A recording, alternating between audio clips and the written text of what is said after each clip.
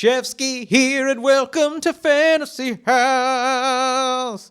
Do you love MTV Cribs and HGTV and all that kind of good stuff? Well, this is the kind of show that you're going to enjoy then, because this is like HGTV and MTV Cribs, but like in the Adventure Time universe. So it's really fun, and I just have a blast. Every week, my special guest walks us through their imaginary fantasy house. There's no limits on money or technology. They just come up with the craziest stuff. I mean, it's insane fun.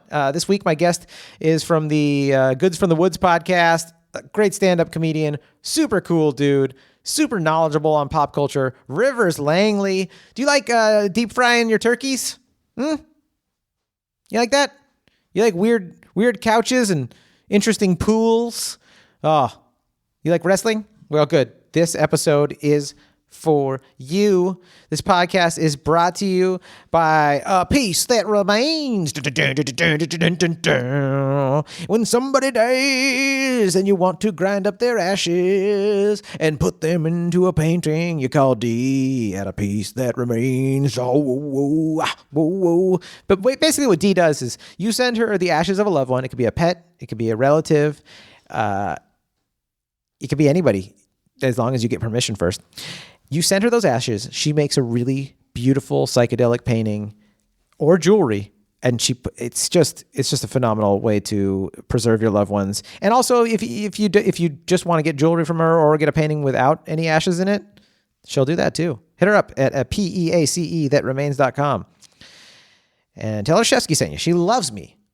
We're also brought to you by C3 Risk and Insurance Services. Guys, everyone needs insurance. That's the whole thing right now, right? You realize the world's a wild place. Something's always happening. You got assets. You need to insure them. Baby got assets. You got to insure that. Well, guess what? Joe Erle, great dude. He's an insurance broker. What does that mean? He's not an insurance company. So he's not just trying to sell you on his insurance company.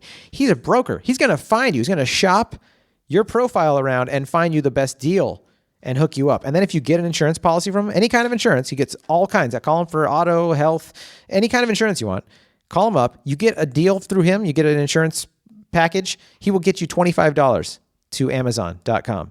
Dude, how cool is that? You're going to have to get insurance anyways. You might as well get it from a cool dude that supports this podcast, that's trustworthy, takes care of his kids, and hooks you up with an Amazon gift certificate. Do it. This podcast is also brought to you by Claire at Heart Handmade. Claire is awesome. I've been talking to Claire for a while now. She's kind of become like my Tony Robbins of podcasting. She's just brilliant. She's been helping me streamline things.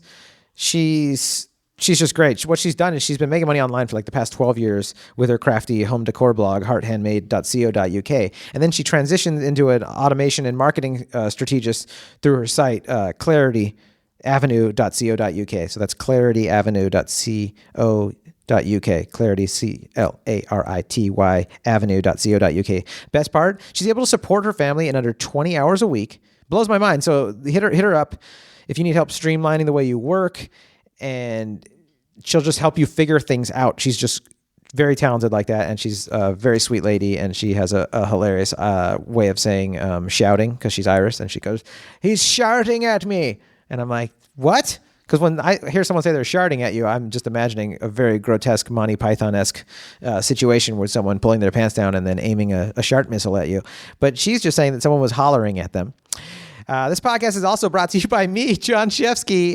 If you'd like me to help you buy or sell your fantasy house, or you just have like real estate questions where you're like, hey, I'm thinking about it. I don't even know if I can buy a house, or I don't even know if I should sell my house. Is now a good time? Like, just hit me up. Send me an email at fantasyhousepodcast@gmail.com. Is that the email, Al? fantasyhousepodcast@gmail.com. Send me that email, and I'd love to chat with you. So now, in the words of the great Angelo Bowers. Oh, by the way, this is a long episode. Rivers has got a really cool house, and just so you know, it's like one of those warnings, like it's not going to be a 35-minute episode. This episode's going to be like an hour and change, so maybe an hour and 20. Just a warning for you, so you know, like, play it when you're on a long drive. It's such a good time. I had a blast doing this. Now, in the words of the great Angelo Bowers, let us do this! Won't you take it all around over to of your fantasy house? Your host with the most experience in your fantasy house. The only money for expensive construction. The only way to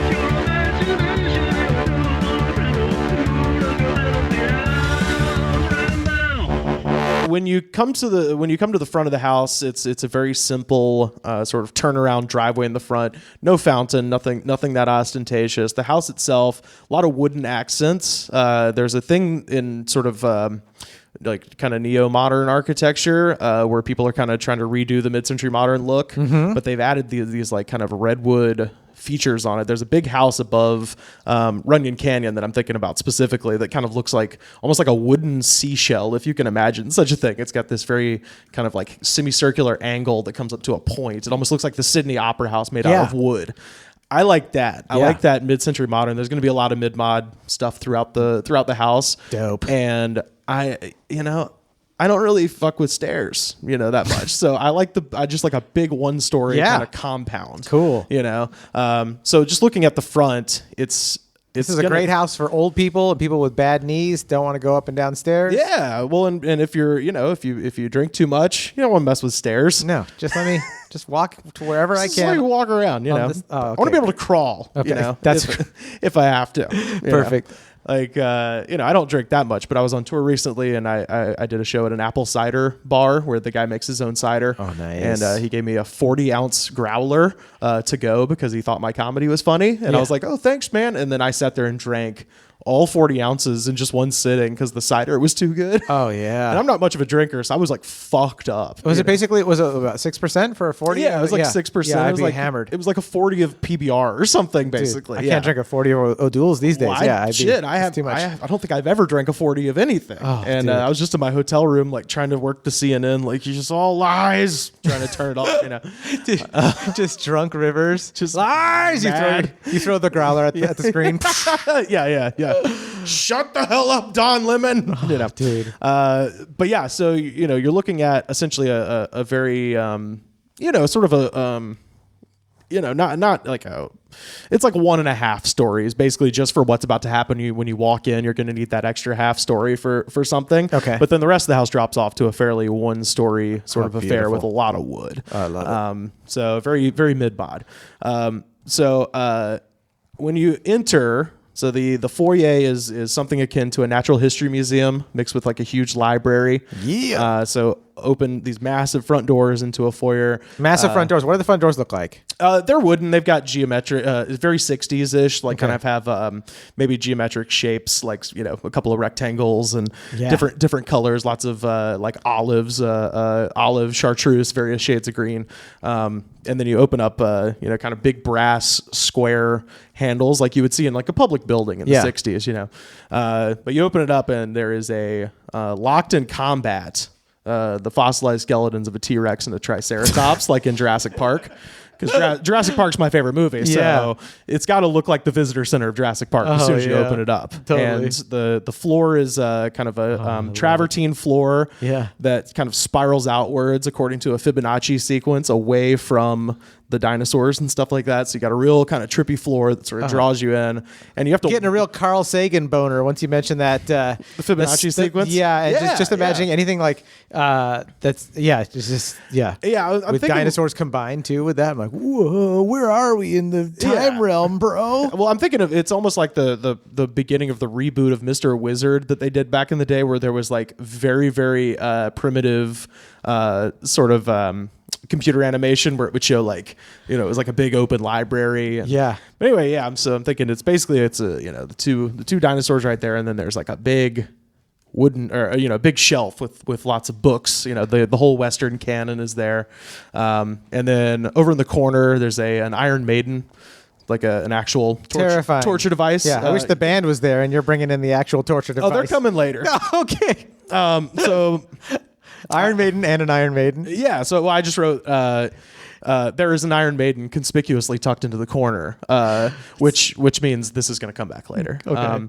And naturally, the large bookshelves are actually automatic Star Wars pocket doors that, upon hitting a button, fly back to reveal the first floor of the home and the living room. Love it. So when you walk in, there's going to be lots of false entrances, lots of hidden compartments, lots of tunnels and shit like that. So you start off by if you were to break into this house, you would have thought you broke into like a small community museum of some kind. That's so cool. Yeah. I love that feel. So big Star Wars door opens to reveal the living room. So their living room should have very low ceilings and be as mid-century modern as possible. Lots of two-tone stuff, odd-shaped space rugs, angular mirrors, pop art, Keith Haring, Roy Lichtenstein, Andy Warhol, the whole deal. Yeah. I want it to look like there's several scenes in Mad Men where they're having a party, and you're just like, I've never been to a party like that. Like with just, interesting people talking about stocks and jazz and things that smart people talk about. Yeah. I'm like, I want that in my house. Okay, yeah. Right when you walk in. Dude. Just a cocktail party, full bar with all the stuff, all the makings. People wearing blazers and turtlenecks together. Yeah, exactly. Yeah, little glasses, lots of black turtlenecks, people doing the Uma Thurman move where you get the, make your finger into a V shape and pull it over your eyes like this when you dance and twist. Yeah. One of those, that kind of place. Lots of get the hi-fi like Don Cheadle's trying to sell them in Boogie Nights, the hi-fi with some Stan Getz or some so sort of rad. Dave Brubeck, some sort of cool jazz kind of going in the background.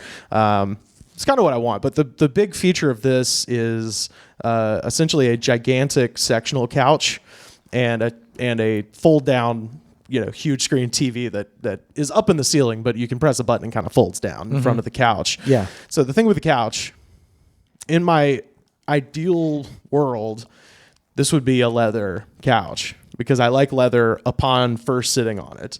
The problem is it turns hot real quickly. Oh, yeah. It's difficult to just continue sitting in leather because you get like a hot couch scenario where no one's comfortable. It's only for it is for formal stuff. So when you're sitting there with your acquaintances and your friends and they're wearing their nice outfit for the cocktail party. Yes. There's no skin hitting the leather. Except for your hands. Yeah. And I want somehow to have this leather maintains a coolness. So if there was a way to have its leather wrapped in essentially some sort of like a ballistics gel that can remain semi-frozen for like a long time. Ballistics gel. So you're sitting in, it'd be very comfortable, but also it'd be cold, to sit in. Yeah. Because of the gel? Does the gel do that? The gel, it's got, maybe it's cooled by like a nitrous, a liquid nitrogen tank of some kind. Yeah. That makes the gel so it's still, you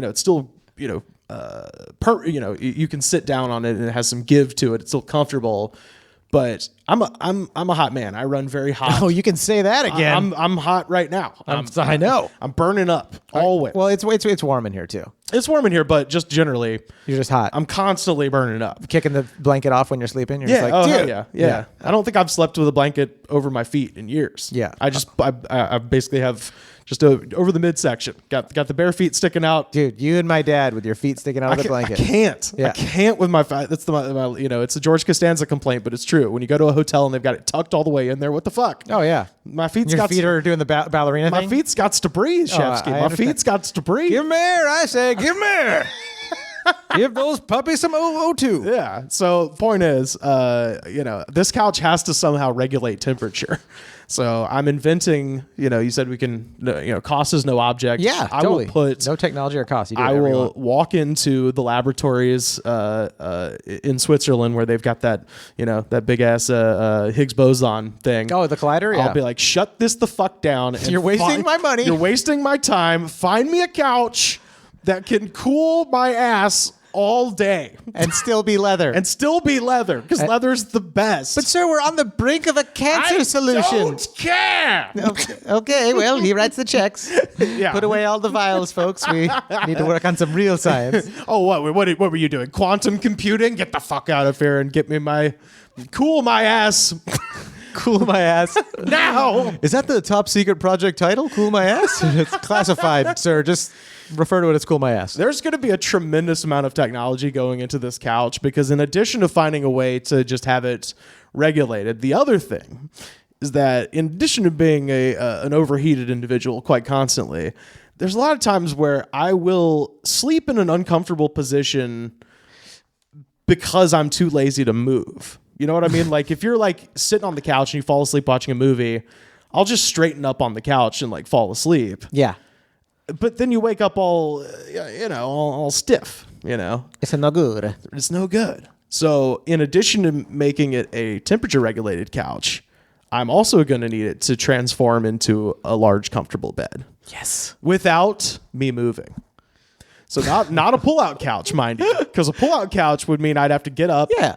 You'd have to readjust. I'd break my REM sleep. Yep, don't wanna do that. I just want to be able to just half-ass reach over, boom, hit a button, and then I'm gently picked up, and then somehow the couch turns into a bed, and then I'm just slightly lowered down onto it.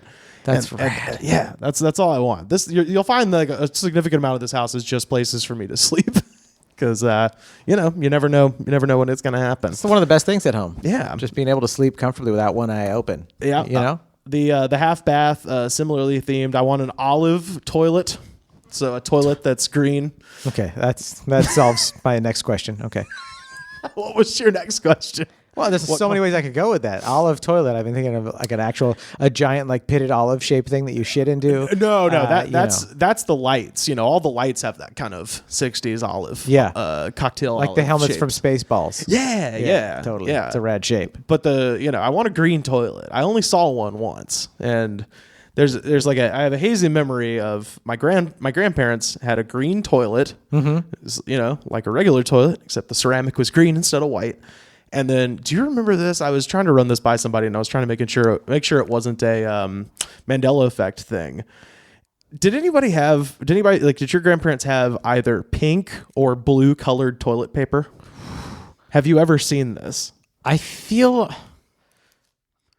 we had patterns on our toilet paper, like filigree and stuff like that at my grandma's house. Yeah. See, a lot of people remember like patterns. Some people even remember small flowers. But back in the day, and I think it was only like one company was like, hey, Charmin is kind of the king. You can't really fuck with Charmin.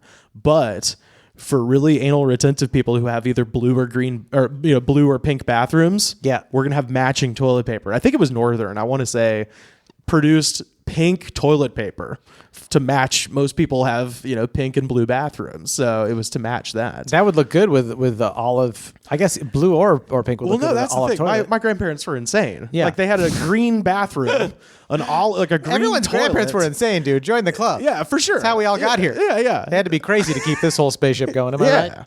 Come on.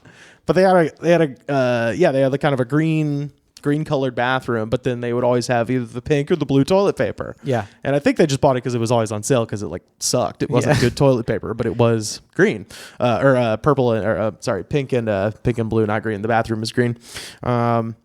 But yeah, I want that olive toilet back, and I want like kind of one of those future TVs. I want that olive toilet back. Yeah, and a future TV in the bathroom.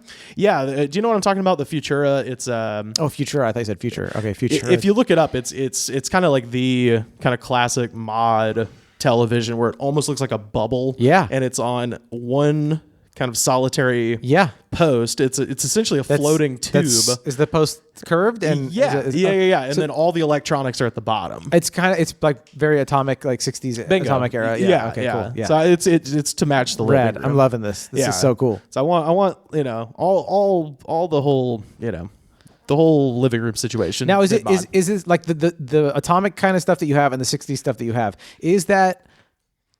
Are you having antiques in this fantasy house, or is this like modern builds with that kind of character? A seamless blend of both. Okay. So the Futura TV, obviously, one of the big things about refurbishing those, because my mom is an antique dealer, so I've just always been around this kind of stuff. Yeah, and it's always like as a kid. And to this day, when I travel, like if I'm on the road doing stand-up, if I have to stop and like stretch my legs, my favorite place to do that is an antique mall. Yeah. Just to pull into some random town and then go wander around their antique mall just to see like weird local shit. Oh, I love it. You can kind of like figure out the character of a town by like what does their antique mall look like? And it's because as a child, I was just in those all the time. And my mom would just be like, don't touch anything. Oh, I used to love going. We had them in Pomona, in downtown Pomona. I used to go to. Oh, yeah. Try to find cool action figures and trippy old toys. That's my favorite thing. So I think that's where I got the appreciation for that aesthetic, and I grew up in a house that was from that era too. Yeah. So a lot of my mom's things were mid-century modern kind of, and now it's very in vogue. I'm sure I don't have to tell you, but it's kind of the cool thing now. Yeah. But I've always just had kind of an appreciation for that.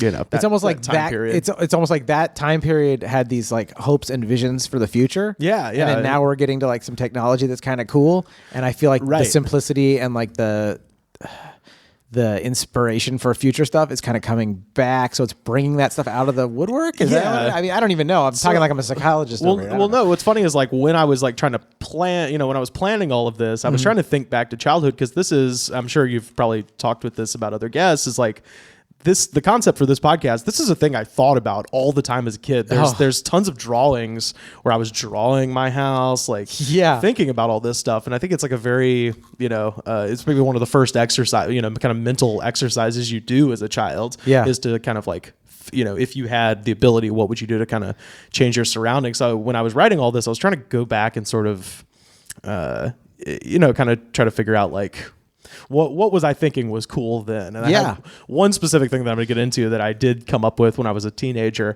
that I think is like kind of dumb but worth including. But yeah, no, it's I forgot. I lost my train of thought. That's okay. It'll come back to you. I'm just so stoked, man. Just having you say that's something you've thought about for so long. It makes me feel like not only that's you're the exact kind of person I love having on the show because I'm just like, oh, this is something like you and I are in that same boat already. But B, it's also just like, it just reminds me that like, it's such a primal thing. Like I always say, every beaver's got to have a dam. Yeah. Like it's such a primal thing for us to be like, a house is even from a young age, even if you didn't have the words for what a house is, like to have your place where you're safe and where your family and friends are safe. And like the outside world's out and you're in here is like, it's just a beautiful thing. So. Yeah. So I remember what I was getting at was that, as a kid, I was trying to like put back into this thing I wrote for the show today, some of the things that I'd come up with as a child. And now it's like, oh, you could just do most of this stuff. Like it's not fantastical. Technology has gotten to the point where it's like, no, I've seen like poor people I know that have some of this shit, Totally. Like just thinking about like as a kid, I'd be like, I want a fucking room with every movie ever. And now I've got a phone, on your phone with every movie ever. So like, half of this is like stuff that's already happened. But I guess the point is with all the, the mid-mod stuff in the living room, that's just kind of back to my childhood and sort of where I feel comfortable is like surrounded by old stuff. My mom it still does go to every yard sale in Auburn, Alabama every Saturday. And so I would just wake up as a child, like I would just wake up with like new shit that she found, like, hey, I got this for $1. And it'd be like a weird, like old banjo or like one of them I remember was I woke up and Austin Powers was standing over my bed. The cardboard cutout? It was the cardboard cutout where he's in the crushed velvet suit. She just bought it and just put it in front of my bed, and I woke up screaming. So I literally thought a man was standing above my bed. And she literally you walked, it was motion censored. So you'd walk by and it'd be like, do I make you horny, baby? Do I? And shit like that. And it was fucking terrifying. Dude. And it was the weirdest shit. I was telling somebody this story like 2 days ago. A buddy of mine just moved to town, and he's like a big comic book guy. I was like, dude, have you been to Magnolia Park? And he's like, no, what's Magnolia Park? I was like, dude, there's a whole street in Burbank that's just Halloween stores, comic book stores, like it's just a nerd street in Burbank. Cool. Yep. And so we went there, we walk into a small comic book store. The fucking Austin Powers thing is just on the wall right there. And I had just told him that story. I was like, oh shit, that's it. That's the exact one I had. And it freaked me the fuck out. Did you buy it? Huh? No, I'm just teasing you.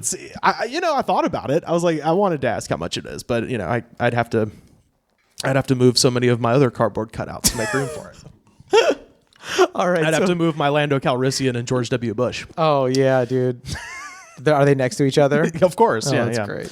Yeah, great Adult Swim cartoon about those two guys fighting crime together. Yeah. So the next room is the kitchen. And in the... the outline that you sent me said like try to make your kitchen as trippy as possible. Yes. I'm gonna let you down on this because because I think the kitchen, like I actually cook a lot. Yeah. And my favorite thing to do is cook for people.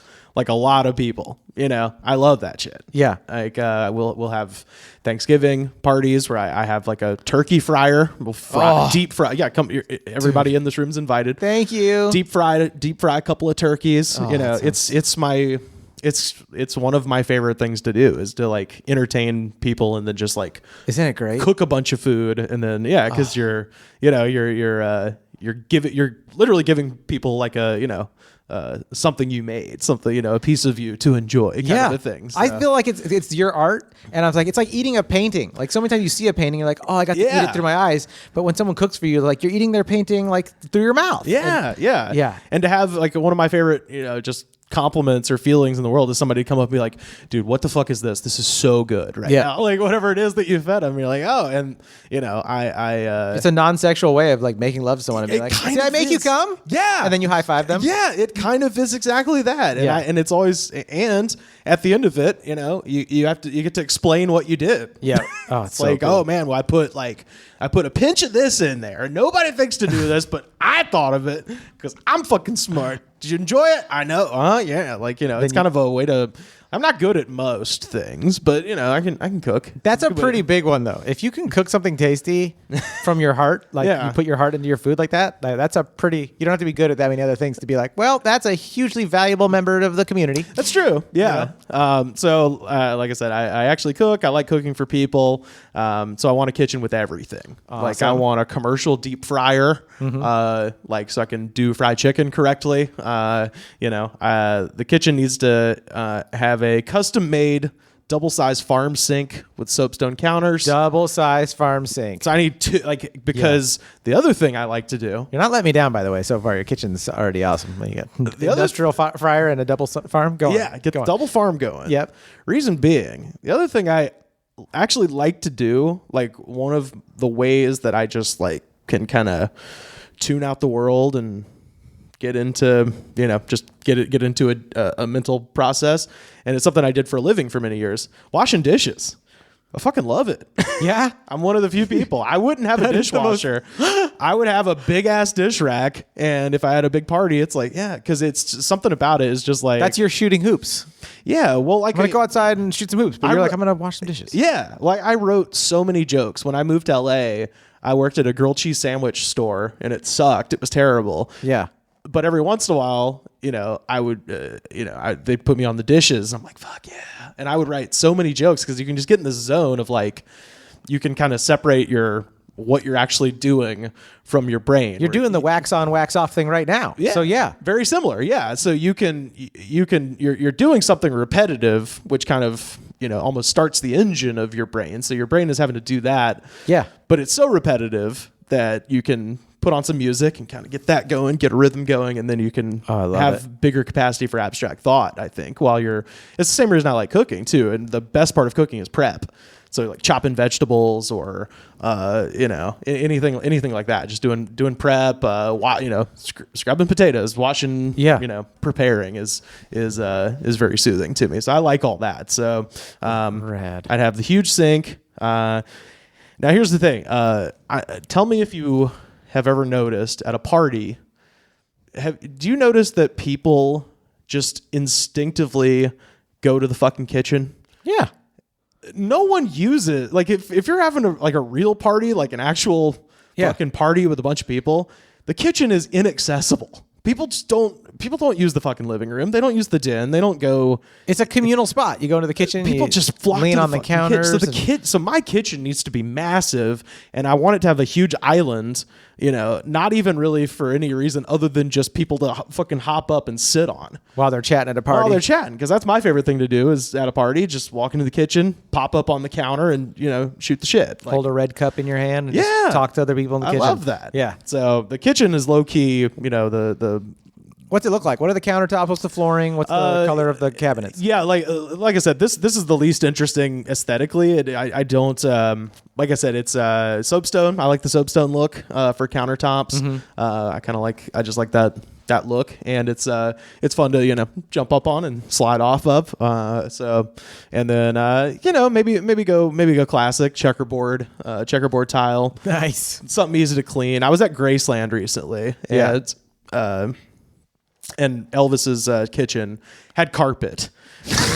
And I was like, this is gross. Yeah, dude, that's disgusting. I love Elvis, but that's a faux pas. That's very weird. Yeah. Nobody's deep frying turkeys in a carpeted kitchen, right? Yes, they are. It's Elvis. Yo, that's why it was gross, is because I have the Elvis cookbook. I know what the motherfucker ate. Yeah. It'd be all deep fried shit. Yeah. Like he ate every day banana and peanut butter and banana sandwiches deep fried in bacon fat every day. Oh, deep fried.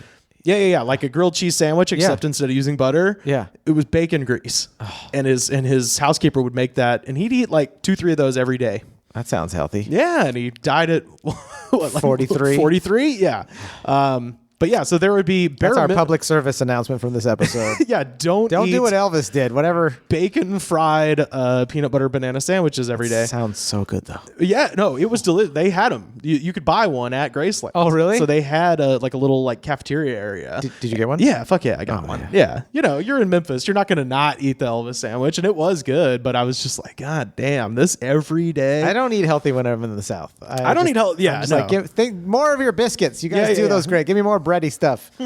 I love it. Okay, so kitchens. So you got checkered floors. Got the checkered floors, classic. Got the soapstone. Got what color's the cabinetry in there? What's it like? Wood. Something natural wood. Something wood rustic. Dust? Okay. Something rustic. Something an old world kitchen, if you will. Nice. Crown molding. Whole thing. How about like the knobs, all your metal stuff, knobs? Yeah, all the appliances need to be stainless. Okay. Because I'm gonna have commercial size, like it's commercial size deep fryer. Maybe even a big dough hook like they have at like a Hobart machine, like they have to mix pizza dough at Hungry Howie's or Little Caesars or something.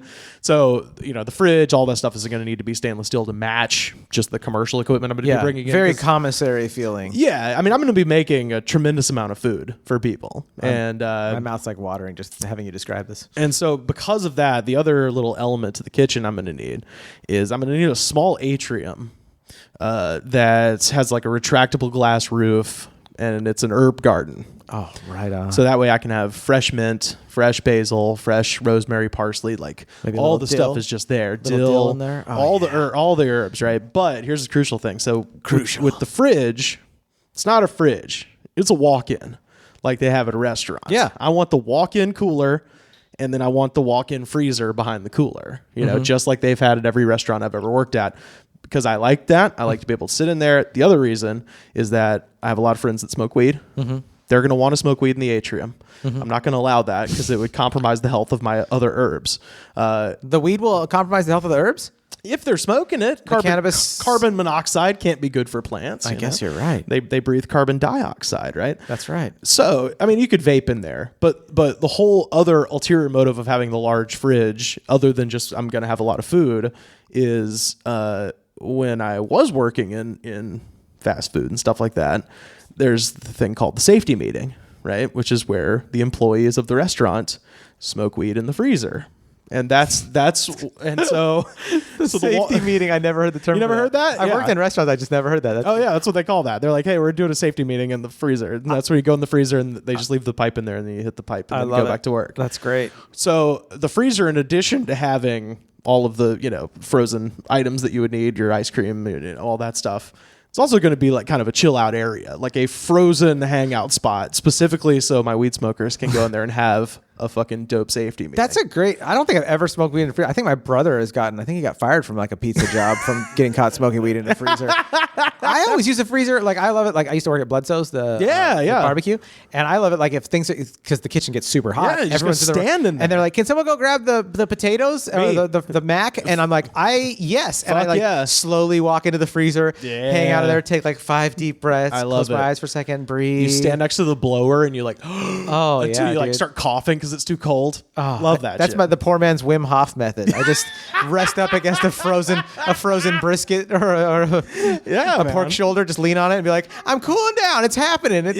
All of my inflammation's going away. I love it. So I actually thought of this because, like I said, I'm not like a weed guy, but when I worked at a place called Hungry Howie's, like it would be, it'd be slow sometimes in the afternoons and the summers when we work in there because I grew up in college town, so summer all the college kids are gone, so your business like slumps real bad. Yep.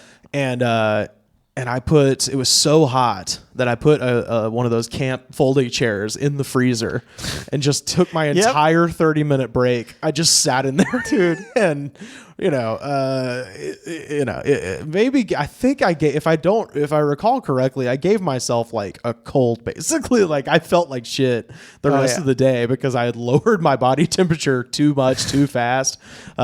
But it was great. So I'd have a comfortable place, at least one couch. The walk-in has to be big enough. So rad. At least to have a couch. And again, that would maybe help, with because I'm hot all the time. Yeah. So I could just go in that couch and just chill. That's so great. Literally chill. That's a good. I didn't even catch that one until you said it. Literally. But yeah, so that's the kitchen. So now I invite you, Shefsky, and all of your listeners to the garage. Let's do it. So the garage, I don't give a shit what car I drive. It's not. I think it's a thing where we were talking about before we started rolling, or maybe at the beginning of this podcast. I don't know what's getting cut about. Like the sort of mental pathways that your brain makes once capital is no longer a thing you have to worry about. Yeah, where you can just go weird. There's because of like how. Because about my brain is I could see maybe if I had enough money to get weird about cars, I would, but it was just never a thing that was ever going to happen for me financially. So so the only car I really want, I'd get like a new Honda, something that you could park. I'm going to be in California. So parking is still an element. So I want to be able to a Honda Element. And so, I'm sorry, but I still want no pun intended, folks. I still want to be able to park somewhere. Right. So I would just get like a new Honda or something, something that's going to last. I don't give a shit. The property is going to be pretty big. So I might want like a golf cart or like a John Deere Gator or something like that. Fun. Yeah. Something to like ride around the yard, that kind of thing. Yeah. And then the only other car that I ever really want is my car from high school. I had a 1991 GMC Jimmy. Four-wheel drive, and a GMC Jimmy, if you don't know, is just a Blazer with a different name on it. Yep. I don't know why they do that. I don't know how they've been these two companies for so long. They still do that. They still do it, and you're but over time though, I do look at it like I do kind of like the GMC better, but I'm like all it is a couple little body lines like of plastic that they changed. Otherwise, you're getting the same car. It's like what, like the Tahoe and the Yukon, I think. Yeah. The Denali, like or the Suburban, or whatever. Suburban, yeah. It's like what do they do? How is it even profitable for them to have those two companies? And what does GMC stand for? I've never looked it up. Do you know? General Motor Company. Oh, that's pretty easy. Yeah. I could have guessed that one. Jeez, that was super. Yeah. Do you know GM? Well, GMC. Yeah. I mean, I assume the reason being at some point GM and Chevy were separate companies, and then Chevy got absorbed by GM.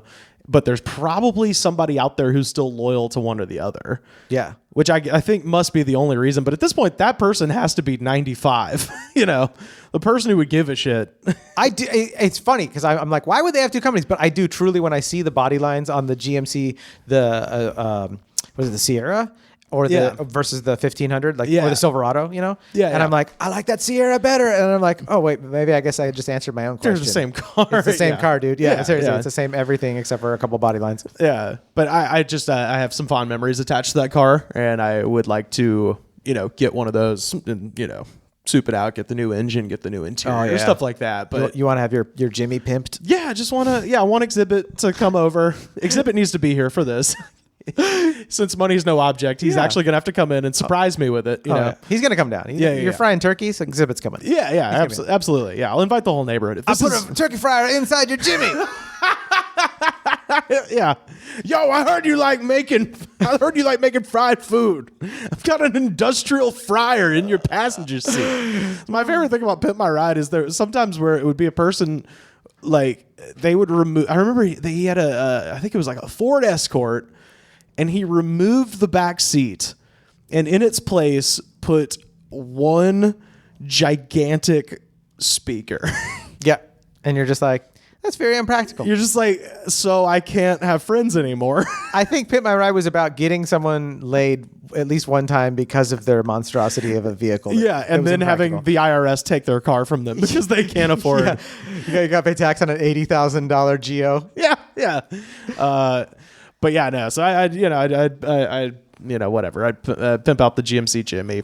I don't need much. The garage though is also a music room in the studio. So I play guitar, play mandolin. I used to play tuba when I was in high school. Nice. So I just want an incredibly wide array of strange instruments because I find that like every time I've ever been at like a good party, there's got to be some like weird instruments around. It's always more fun if Once people get inebriated and they're hanging out, you want someone to be able to pick something up and start just making noises. Yeah, you know? yeah, hell yeah, I love that. Yeah, so me too. I want part of this garage to be like a whole kind of whatever kind of studio area. Is it going to have? Are you going to carpet it and make it like the walls like sound? Get the wooden walls going, get the wooden ceiling, get the whole thing kind of maybe float part of the floor so it doesn't shake the walls next door and stuff like that. Get like a real studio vibe going, and there can be microphones or not. I don't care. That's a good attitude. No one necessarily needs to hear anything. I'm not a real musician, but I do like to fuck around. Yeah. So that's great. Yeah. So the garage, all that stuff. I think. What would you play if like you sat down right now? Would it be a specific song or would you just jam? I'd start playing the blues in E7 or something like that. Nice. I don't know, just whatever. Like the funniest shit. There's a comedian out here who has a 4th of July party every year, and his dad is a musician and has turned one of the rooms in their house into a studio. And the party is fun because it's comedian Kyle Clark does the This Is Rad podcast. I know Kyle. It's Kyle and then his brother Casey's in a band, and their 4th of July party is the shit because they have everybody over to their parents' house in Simi Valley, and Casey's friends are all in bands, and Kyle's friends are all comedians. So it's this like already like a fun group. Just that we don't see each other ever except once a year, so it's like oh hey, what's up, man? And it's all these kind of like long hair tattoo musician guys and then a bunch of comics, and they have this studio essentially, and invariably every year some of the musicians will wander in there, and then some of the comedians who think they can play instruments will wander in there. And it's always the most fun because we just end up jamming, and of course so rad. I go in there and it's like they're real musicians, so they're like just fucking amazing at guitar and stuff, and then I come in, I'm like, all right, you guys want to play the blues slowly? So like I'm not good, but I enjoy it. I feel like if I have this badass house, people will come over and amuse me by That's what it is to draw in the guests and let them kick ass on your stuff. Oh yeah, all of this is about drawing the guests. Yeah, because I don't know, I'm not going to be able to use all this stuff by myself. I'm expecting a full-time, because money is no object, I don't have to worry about an MC Hammer situation, but I want that kind of lifestyle where there's just What's the MC Hammer situation? Oh, MC Hammer bankrupted himself by putting all of his friends on his payroll. Oh, really? And they just followed him around and sucked him dry. Oh, so, but they talk about his behind the music. He bought this badass house in Oakland that like overlooks the bay and everything like that. Yeah. And he basically just invited the neighborhood to come hang out. And similar to same thing as Bob Marley, actually. Like Bob Marley had a large kind of compound in Jamaica and just sort of invited all of his homies to come hang out, right? And that can go south in one of two ways: either an MC Hammer situation where they all just, he paid them all too much money, and they literally bleed you dry. He bled him dry. Or in Bob Marley's case, where it's like, "Hey man, everybody come hang out at my house," and then a bunch of gunmen came in and shot everybody at one point. So I didn't know that story, but that's terrifying. Yeah. Yeah. No, Bob Marley is a badass dude. It was the night before this big concert where they were supposed to have sort of a show of unity between the two political parties that were running in Jamaica. And the night before the concert, Bob Marley gets shot at his house. Wow. In the arm. And he fucking does the concert anyway. Badass. And at the end, he takes his shirt off and like shows people his wounds and stuff like that. He's basically just like daring them to kill him. He's like, bring it on, motherfuckers. I don't care. I'm ready to die. What a rad dude. He's badass. He was so rad. But like I said, I would need slightly more security than Bob had. But yeah, this is all about, having a big bunch of people hanging out. So now we go from the garage. So we've learned nothing from Bob Marley. No, we've learned nothing except to, You're like, he got shot from having too many people over. So my house is about having a lot of people. I have a lot of people over, but mixed in within them, you're about to see there's going to be some some people who will be able to handle certain situations. Oh, nice. Let's go. They'll be coming up in the basement section. Let's do it. Yeah. So now we move to the backyard. So the backyard, for me personally, the backyard area is the most crucial part of any house. Yeah. Because I like to sit outside. This is why I've picked California, because you can do that most nights. I like a temperate evening. I like good company. And I like just sitting outside and shooting the shit. It's my favorite thing to do. Oh, it's wonderful. So the backyard area, it's got to have like a large kind of covered area, lots of chairs, lots of places to sit. Now, just beyond this is So basically, it's a large pool that kind of tapers to the edge of the porch like a lake, So there's no. It's not like there's a ladder. There's no immediate deep section. You just sort of wade into this pool, and the pool is very elaborate. It's got let's see, how did I describe it? It's very manicured, but has the thickness of a jungle. So there's lots and lots of trees, foliage, hidden pools, hidden areas, and very similar to what the aesthetic I would like is the kind of Japanese garden end of Echo Park Lake, where it's like you got lilies coming up, growing in the pool. Oh yeah. You've got just it's heavily forested, but it's still manicured, kind of a thing, almost like a butterfly house at a park of some kind. But anyway, yeah. So it's just it's a big pool. Now here's the thing that I came up with. This was I legitimately think this was like the second or third time I ever smoked weed. So this would have been spring 2000. We went to a place at the end of Auburn Drive in Auburn. There is a creek, and you can walk down through the woods. The street just ends suddenly, and then at the woods, you walk down the woods to the bottom. There's a creek. There's like a place to sit. Teenagers at the time referred to this as the mysterious place. And me and my buddies smoked some weed out of an apple at the mysterious place. Oh yeah, I remember teenage years. Yeah, fuck yeah. And then afterwards you eat the apple, which is so gross now in hindsight. But it was like, dude, you get so much more high if you eat the apple. And it's got fiber. Yeah. So we ate the fucking apple. And we were just like sitting there, and we were talking about this very subject. Yeah. We're just like, dude, if I had all the money in the world, I can have a house, dude, I would do this, blah, blah, blah. This is what I came up with. And I remember this clear as day. I don't know why. I was very, very stoned, but I remember saying, all right, so it's a giant pool, right?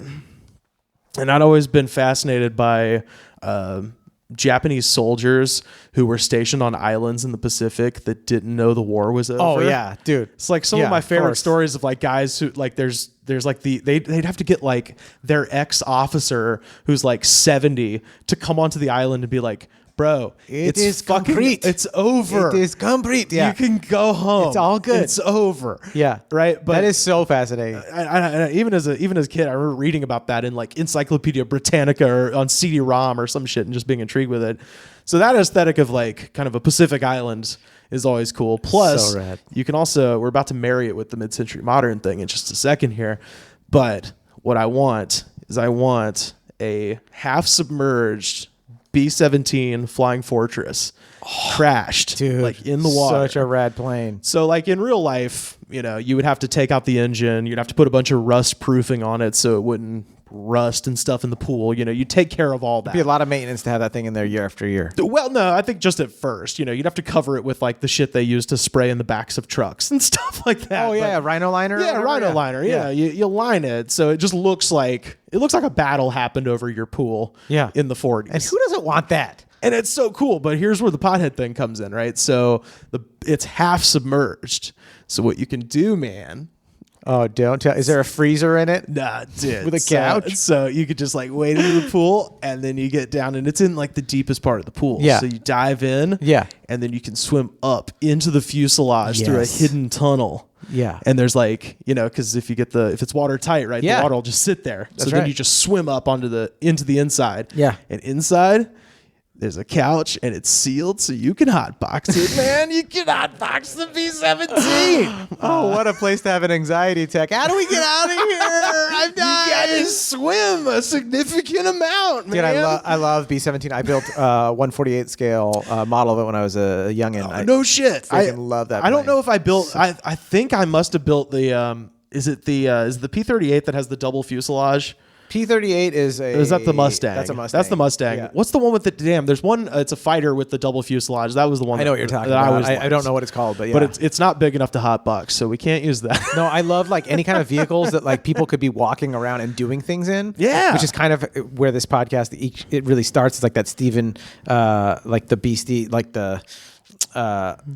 like the cross sections of like, whoa, like people are walking around. There's this section and that section, and B-17 it's got a little bit of that. It's small. well, I mean, you're crouching a little bit, but it still has that like. It has like the double level kind of thing where you get the little gun turrets up in the gun turrets at the top. It's what the Millennium Falcon's gun turrets were based on. Totally. Yeah, it's so just there's like a lot of elements to this rad that I always thought would be cool. But yeah, that was the thing that I came up with when I was 14 and I was smoking weed at the mysterious place in Auburn, Alabama. Is I wanted to be able to swim up into and have a totally sick chill spot inside of B-17. Oh, so rad. It was only accessible by water. And again, I think I had to have, when I told this to the people I was with, someone pointed out to me immediately what you said, which is like, that seems scary. But it's rad, though. It's a good scary because you're in a controlled environment. You're in your buddy's pool. You're going to be fine. Yeah, you're just hanging out. Get your shit together. Enjoy your high. I think I must have found it out about I think I know what wires in my brain were crossed with that, because I think I found out about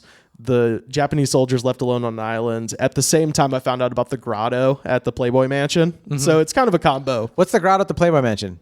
Oh, so in the Playboy Mansion, they have their big pool, and there's famously a kind of a cave that you swim into that sort of goes into a big pile of rocks, and then it's not accessible from the top. Like not accessible from the top. You can only get there by swimming. Oh, cool! In, and it's called the grotto, and they have a hot tub, and then the rock. It's like basically like kind of like a big dome made out of rocks, and there's a hot tub in the middle, and then there's a little window that has stained glass of a rose in it. So that's the only sunlight that's coming in is through a stained glass window, and that is where a lot of people made sweet dirty. Oh yeah, night. Bill Cosby did crimes in there. Oh, Johnny crimes! Depp I said crimes sweet love. In there. You say Johnny Depp did crimes in there? Probably, allegedly.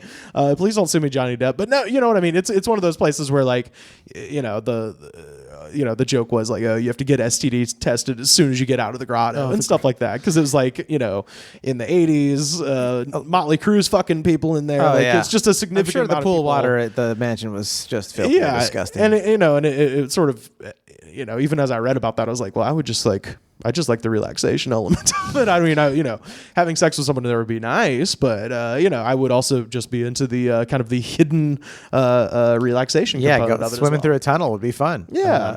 Okay. Well, so I tie this back in to the mid-century modern. So up against the back of the house is the porch, which has full tiki bar. And very mid-mod, tacky Polynesian theme throughout. I was so sad. About a month ago, my favorite bar in LA closed down. Good luck. Was the name of the bar over on Hillhurst, and it was exactly this. It was like, you could order drinks and they were in a giant Buddha, or you could order drinks in a ceramic coconut. Yeah. So I want the full. I never went there. I didn't even know about it. So I'm Have you been to Clifton's? No, I don't know like bars that well. Oh, buddy. Only when I was doing stand up all the time would I go to bars to do stand up. Okay. But in general, I don't go to a lot of bars. So there is the part of this is also based on my favorite. Bar, just anywhere. One of my favorite places in LA is Clifton's, which is downtown. It's 4 stories. I actually told the entire history of Clifton's over on Vanessa Gritton's hilarious podcast, Take a Walk, because it has this like very interesting backstory. But for our purposes, long story short, there's a secret tiki bar on the top floor. Rad. And you get there by pressing a mirror. There's like a mirrored wall, and you press on the mirror, and there's a door, and it kind of slides back, and then you go upstairs, and the tiki bar is all wood, and you could get served drinks in coconuts and stuff like that. Love that whole aesthetic, and it would marry perfectly with my Polynesian trapped Japanese formerly occupied island theme. So I can marry all that together. And in the middle of the pool is a huge volcano that shoots water and steam like the Mirage Hotel, and there are monkeys everywhere.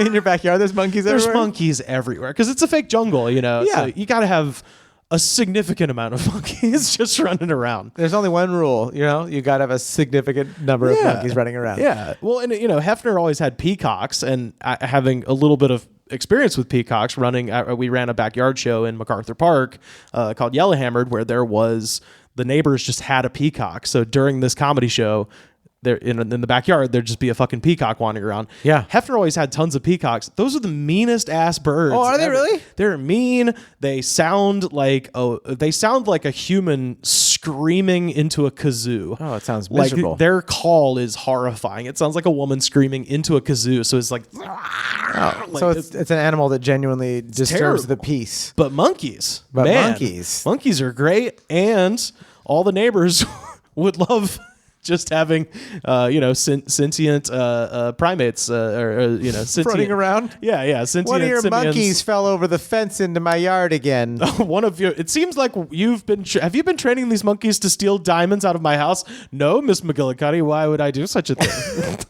Because this house, of course, is like Mr. Freeze's suit in Batman and Robin, is run by an engine made that you have to feed diamonds into. That's totally feasible. This is your fantasy house. It needs to have and I guess the Tim Curry film Congo as well. The most expensive fuel on earth. It's weird that there were 2 movies made within a span of the year that were about engines that ran on diamonds. But that's, but being a 90s kid, that's how my house is going to run too. So my monkeys will also be going out into greater Los Angeles and stealing diamonds. It sounds like your house is causing some monkey problems in our town. Oh, lots of problems. Everything so far has been real practical, but the monkeys, they're causing a few problems. It's like, I believe the mayor will clear up any issues, and it's just a bunch of monkeys in a trench coat. And they're like, he's fine. Then he just explodes into monkeys. But yeah, all right, so the bedroom. This is another. It's made of monkeys. It's made of monkeys. No, the bedroom. Now, this is an idea that I had sober as a child, and I still maintain that this would be cool. Okay. The bedroom. Literally a room where you open up the door and the bed is flush with the floor, and the entire room is a fucking bed. Yeah, that's great. It's a size of a large master bedroom, but the entire thing is a bed. Mm-hmm. And Just a full bed floor. Just a huge bed. And obviously there have to be escape doors everywhere, otherwise it'd be annoying.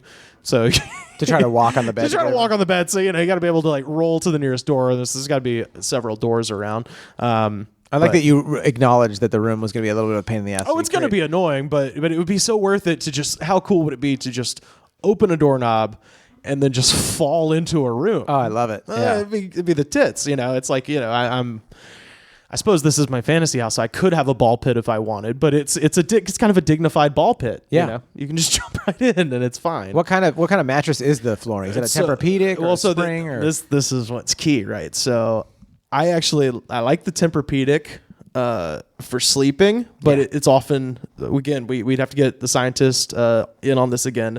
Tempur-Pedic often too hot. It's often too hot. It's too stuffy of a mattress. So I do like a traditional spring mattress as well. So I'll have half the room as Tempur-Pedic and then half as a spring. And then again, back to the thing I was talking about earlier, where a lot of these things are now highly doable. I was watching, there's a series on Vice TV called Dark Side of the Ring, where it's stories, like fucked up stories from pro wrestling. And they have one where they're talking about the Macho Man Randy Savage and his death and everything like that. And they're interviewing his brother, the genius Lanny Poffo, and he invites the crew into his home. And he has a TV on the ceiling. Yeah. Just mounted up on the ceiling. Yeah. So you can literally, and I was like, I didn't know that was a lazy piece of shit thing I wanted until I saw it, and now it's all I can think about. And then you don't have to lean in any direction. You don't have to do anything. You but then also I'm like, I wouldn't be able to go anywhere if the entire room is a bed, and then so as much as tempted as I am to say the entire ceiling is a TV, there's just one ceiling. There's just one ceiling television, and that's the only TV in the bedroom, and there's got to be iPhone chargers everywhere because that's the son of a bitch, It's trying to find an iPhone charger. So no, that's great. That's so practical. They're just sticking out of the wall.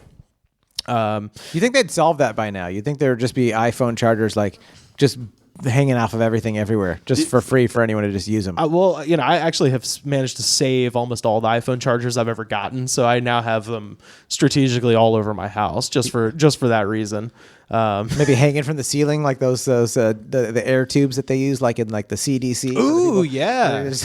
And then also have a tube with the red vines, like Wayne. In Wayne's World. Yeah. Have both. Have red vines and iPhone cords you can pull down from the ceiling. So obviously the bedroom requires someone on staff to change the enormous sheets because I'm not doing that. Yeah, how many square feet is this? You said it's like a big bedroom. So I mean, it's like a huge bedroom. if it's a huge bed, I mean, it could be like 900 square feet. I mean, you have a giant bedroom. Just a huge, and then yeah, you can just not do anything if you want. Just lays about all day. Sounds good. I love it. But we're going to need somebody to change those sheets because those are enormous sheets. Yeah, this is incredible. You're going to need a full linen service. Yeah. Although I could also be fine with just having, one big, fitted sheet over the whole bed, and then just like a series of like quilts. I don't need much. Like I said, I sleep with minimal sheets, feet pointing straight up to God.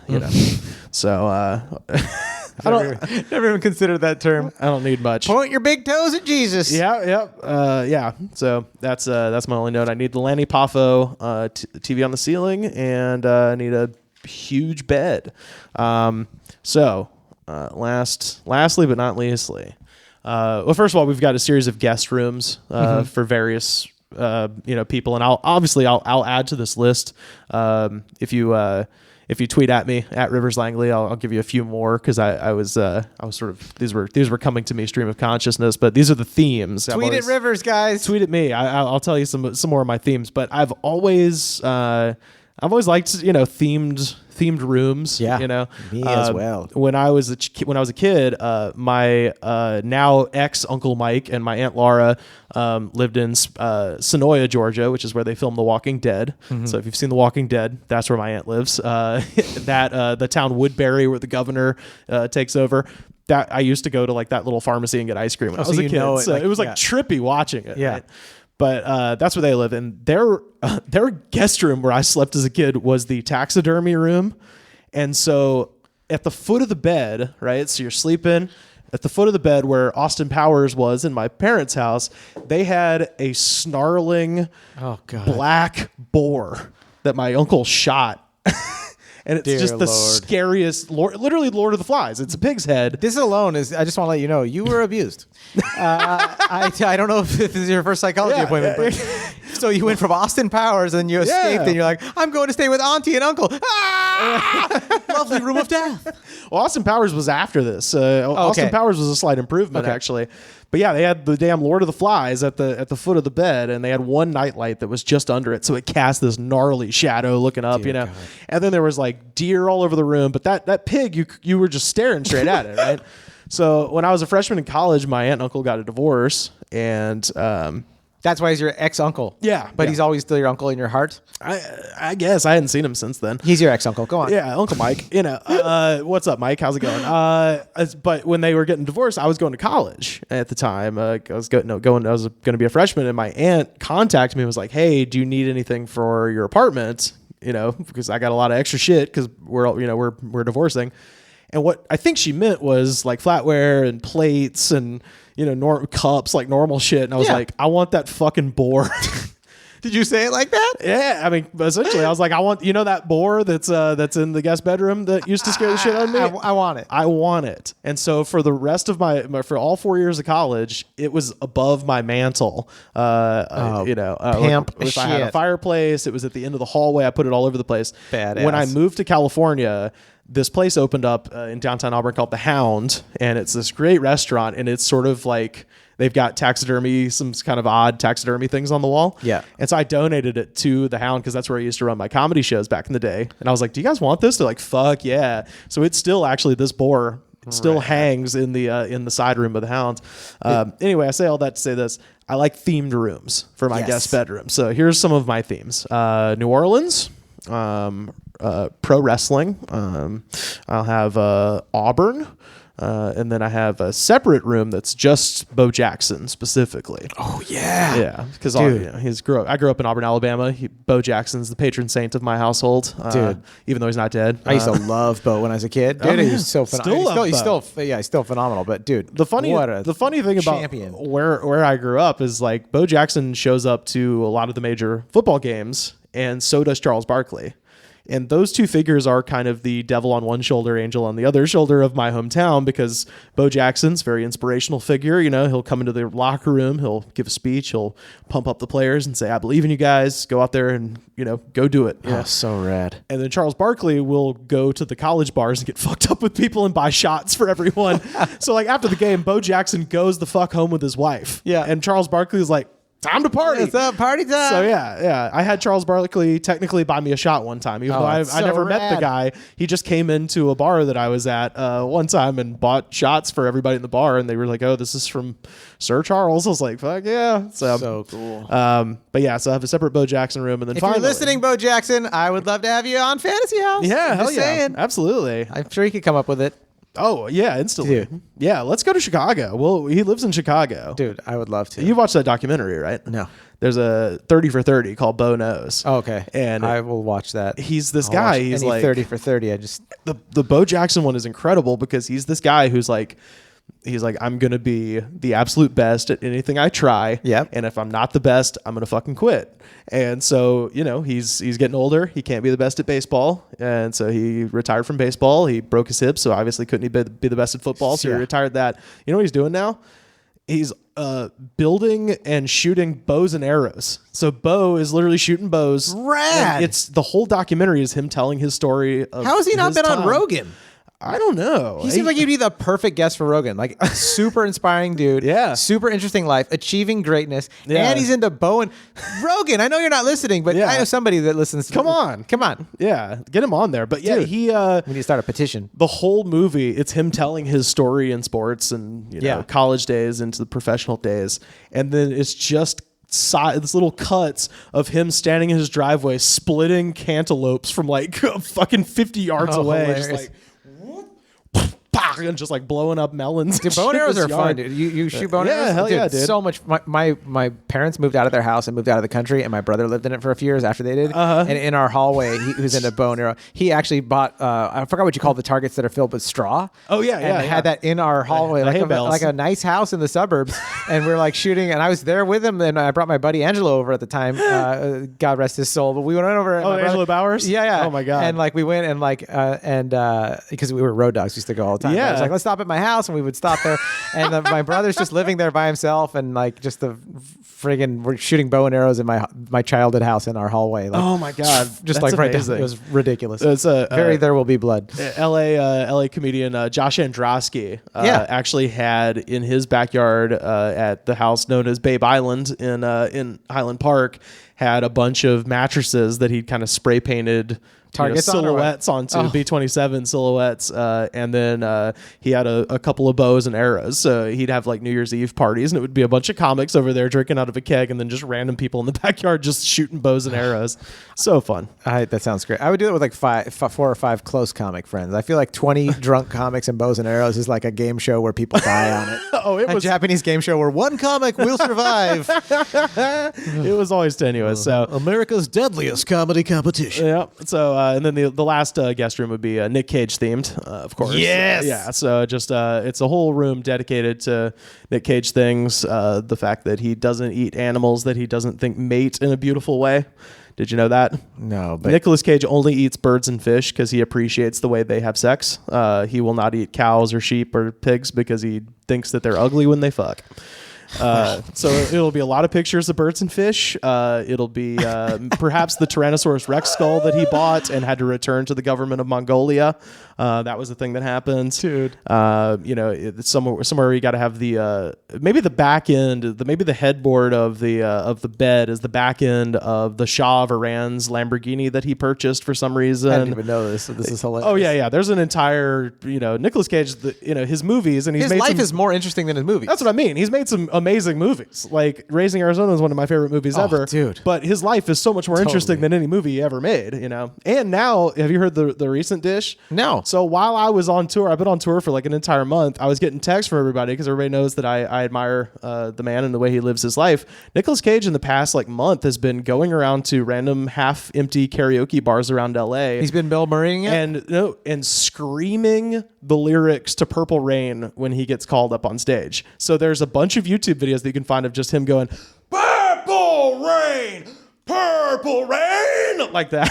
When they're not playing Purple Rain behind him? No, they're playing it, Oh, but okay. he's just screaming the words to it, and there's like 6 people in the bar being like, "What the fuck is happening?" Oh, wow. He's having a meltdown. So yeah, they got a Nicolas Cage room. Now, back to the foyer. You remember the Iron Maiden at the beginning? We're going Hell all the way yeah. back to the beginning. Iron Maiden. Yeah. So that is a Batman Returns slide. So if you remember in Batman Returns, Batman also has an Iron Maiden. Yep. And he, in his case, he reaches into the fish tank and flips the lights on at the miniature Gotham, at the miniature Wayne Manor, and then steps into the Iron Maiden, and then the floor disappears from him, and he just drops Yeah. down a slide, Hamster tube just like slide a as- greased chute straight down to the Batcave. I want all that. I want that exact setup. Except the basement is a '90s arcade / bowling alley / skate center. Yeah. And it's based on a very specific one from my hometown. And I've actually got my friend Sandeep here, who also grew up in Auburn as I did. We've been buddies for a long time. And I was asking him if he'd ever been to skate night at Lambert Skate Center, which is a thing where they would have, it would like a discounted rate for shoes, Yeah. or skates rather. You go and skate. The skating element, I don't give a shit about skating. It's just kind of cool. I would be more focused on the arcade games and the snack bar, Yeah. which had the best like French bread pizza. If you remember, they would get the French bread and they'd cut it in half, Yeah. and then cut it down, make it- hamburger and then Yeah. also hot dog, and then they'd make it into little pizza. Yeah. They had the best. For some reason, this skate center just had the best damn French bread Dude, it's pizza funny. I've ever Those had. dirty ass skate centers. One of I remember having a hot dog with nacho cheese on it when I was a Yeah. kid, and it's still like I still think of it every now and then. I'm like, Yeah. that hot dog was really good. Their Coke tasted better. The Coke out of the He was looking at me. He's like, "What? Yeah, like- John's a weirdo." No, but like the Coke in the fountain tasted better there for Yeah. some reason. And Oh, it because might- they dialed it probably the right way. They put more syrup in. yeah, than something bubbly like water. I just want that exact thing. But the main, It's a dragon to chase. I'll tell you that right now. Yeah. It is a dragon to chase. I remember all the games that were in there. It was Cruising USA, and it was the double cab one where you side by side racing. Cruising USA, not Cruising World, not Cruising Exotica. Get the fuck out of here. Cruising USA. Cruising USA. The Aerosmith game where you had to rescue Aerosmith at all the levels. They were- I remember watching people play that. I'd be like, this is such a weird crossover. Revolution X, fuck yeah, my man. Revolution X, and at every level it was like Aerosmith was about to start playing, and then aliens showed up, and you had to kill all the aliens, and then they'd play a song. It was the best. That one, Terminator 2 with the Uzi, the fucking great Oh game. yeah, I used to play that one. Comanche, Yep. another great shoot 'em up game, and then have some pinball games, whatever. The big event though at Lambert Skate Center specifically, they had at Chuck E. Cheese the animatronic jug band. Like they had the Yeah. yeah. So they had like a fake band of like stuffed animals that would every half hour or whatever they would start playing a song. Yeah.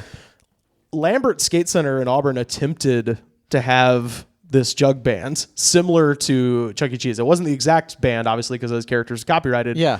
So they just made their own, Like an animatronic. Like like an animatronic one, and you would just walk up to it, and it was so scary. Like, because they were just all dead. It never moved. I never once saw this thing move ever, and they'd just be like dead and just kind of like staring at you. They were all covered in dust. So it was this weird thing. Of were like, they also animals or were they people? They were animals. They were like so this is cartoon. a fully benchmarked Chuck E. Cheese situation. Totally, here. yeah. But just like they Badly done. But they made that some guy in his backyard in Alabama made them instead. It was like, hey man, fuck Chuck E. Cheese. I could do this better, and then tried, and Did then he? it was just in there, and it just freaked everyone out. It was just weird. I'm creeped out. You just describing. I'm imagining. It was dusty, like it was gross, and then you'd get your French bread pizza and your real sweet Coke, and you just like have to walk by it, like what is like just like a raccoon, a cartoon raccoon with dead eyes, just kind of staring What at a you. twisty, weird flavor for your mind. To be getting those flavors on your tongue of that food, and then whatever the smell this place smelled like, and then the look of it. It's like I'm totally creeped out and weirded out. But this, I mean, also in a lot of joy because of the flavors and textures of the food. Yeah, It's super weird. But yeah, so I want that there, and the reason I want that there is I want to have a button that you can press that will, basically turn them on, and all the lights go red, and metal music starts playing, and then the puppets sing about the devil. Which is what I always imagined they did at night when you left. Lambert Skate Center, it was like they'd lock up the skate center, and they're like, oh, well, another day, another dollar. And the guy goes and starts up his car, and meanwhile inside it's like, boom, Yeah, what song is it? Is it like classic metal, like Venom? Oh, we're talking only the classics. We got your Iron Maiden, Judas Priest, Judas Priest, Slayer, fucking Black Sabbath. All the good shit. Yeah. Like you just walk outside and he's just singing Sabbath. The fucking Rat is singing Sabbath, Bloody Sabbath. Shit like that. That's scary, but in a fun way. Yeah, yeah. And last but not least, the basement also contains the Rivers Langley Performance Center, which is a full-size pro wrestling ring, and the entire because I do commentary for Brian Kendrick's Wrestling Pro Wrestling here in Burbank, and I've come to find out that I like hanging around wrestlers, like almost more than comedians. I love my comics, but wrestlers are like the coolest people to hang out with. They're just like weird, interesting guys. Yeah. So I would like to have my own promotion, but it doubles as now I have elite bodyguards. I've got super beef dudes just wandering around. Super beef fucking dudes. Beefcakes, just drinking protein powder beefcakes, both men and women. I have an amazing Japanese style women's division of the Rivers Langley Performance Center. Yeah. And they're my guards. They're the ones keeping all of the would-be assassins into this Bob Marley's compound away because hey, you're not coming in when there's a man shaped like an upside down triangle about to kick your ass for real. That's right. And then kick another guy's ass for fake while I watch. So much ass kicking. You've got the practicality of this is just, it's brilliant. Yeah. Dude. Your dear friend, Rich Slayton, obviously does commentary for MMA. He likes the real stuff. I like the fake stuff until it's time to really go. And then those guys can go. Dude, rad. Yeah. So that's my episode of MTV Cribs. And yes, there is Cristal in the walk-in. Yeah. Oh, dude. So great.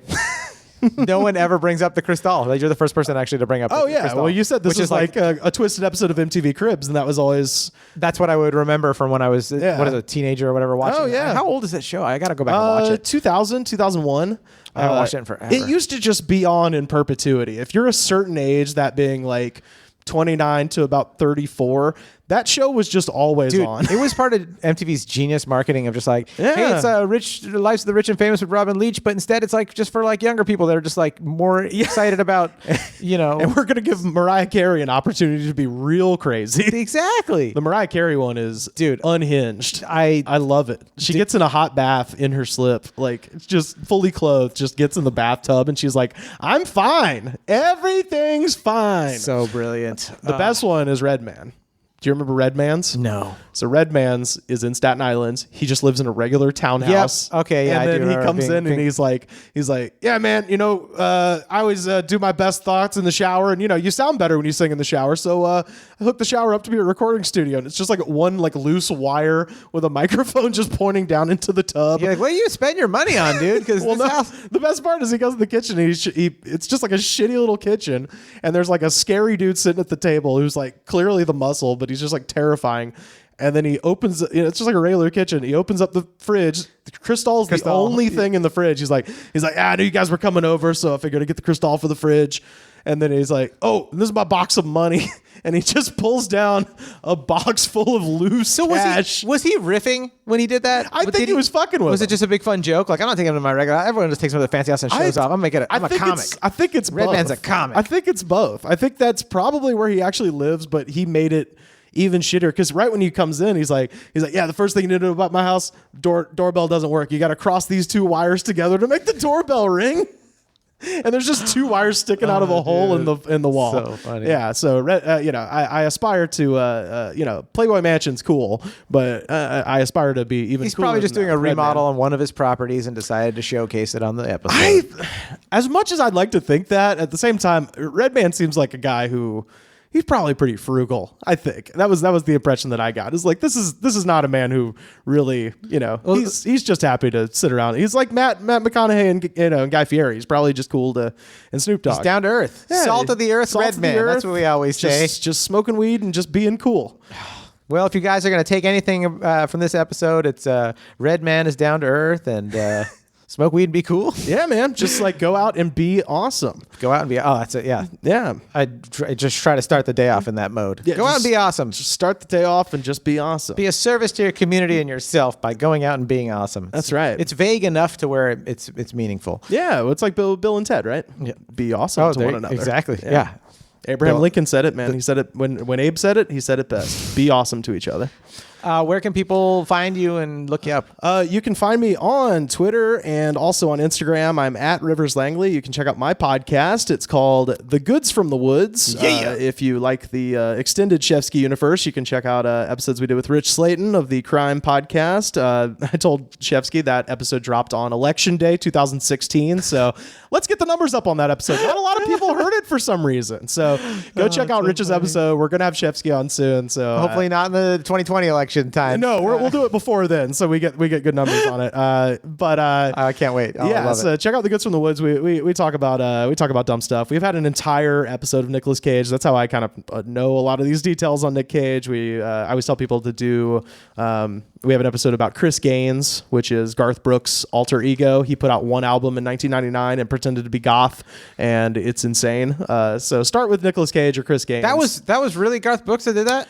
Oh my God! Yeah, no, Oh. I put all right. So I studied history, right, and I think I put more work into that Chris Gaines episode than I did for any scholarly paper I did in my entire college career. We have the most comprehensive Chris Gaines informational episode you're ever going to hear, and it's hilarious. Guys, So, we all got to listen to this together. I'm going Yeah. to listen to it. You guys listen to it. we did a whole episode 1999 where we just covered the entire year of 1999 because it is the funniest year that's ever happened. Check out the Goods from the Woods. Also, as I mentioned, I do commentary for Wrestling Pro Wrestling, which is Brian Kendrick, WWE superstar Brian Kendrick's little wrestling promotion here. It's hilarious. Also, find us at twitch.tv/Wrestling Pro Wrestling and come see me do stand up. Come see Rivers. He's a great dude. Thank you so much for doing this. Thank you, Shefsky. I'm so excited to be here, and I'm so excited to listen to the rest of this pod. I checked out the one with Tom Goss, of the Mean Boys podcast. So much fun. Best dude ever. And I listened to the Dave Ross one, and now I'm hooked. So besides my own, I got to go back and listen to the rest of Fantasy House because I've been really digging it, man. Well, I am flattered and blushing and excited. So thank you, dude, for being a part of this. It's Oh, thank you so seriously much. Rad. Thank you so much. Rad House. He had a bitchin' kitchen hashtag there, and Is that the kitchen was show's- rad. Is that the show's hashtag, Bitch in Kitchen? I mean, I'd say my main hashtag is probably blessed guest. but I feel like I might have to add bitch in kitchen to it because I said that the other day to another realtor that was showing me a kitchen. I was like, dude, hashtag bitch in kitchen. And she was like, that's good. It's like, well, then I'm going to start using it. You can use it too. It's the day and age where you try to put your flag on a hashtag. Okay, well, then I'll use that hashtag. It's mine. I put the Shefsky flag on it. Yeah. Thank you guys so much for listening. You guys are the best. You're why I do this. So thanks for being part of it. I hope this show inspired you and made you feel like an adult that could get back into some of that creative zone. Pick someone on your phone if you can and click the share button. I know somebody in there is going to be like super stoked on Rivers House. Somebody that's into wrestling or even just talking about Nicolas Cage or Jurassic Park or that sweet couch. Or smoking weed in the freezer. But don't play this out loud at work if you're going to get in trouble for talking about weed, right? That's still illegal in a couple areas, right? So send this to somebody, guys. Click the share button. Also, thank you. We got some new reviews. Badass. Love it that you guys are leaving us reviews like this. It's so great. 5-star review. Great. But you can leave us any kind of review you want. Just leave us a review. It means the world to me. I really appreciate it. Love you guys. Be silly, have fun, and be good to each other. This was recorded at Tigheland Productions in Burbank, where they edited The Exorcist.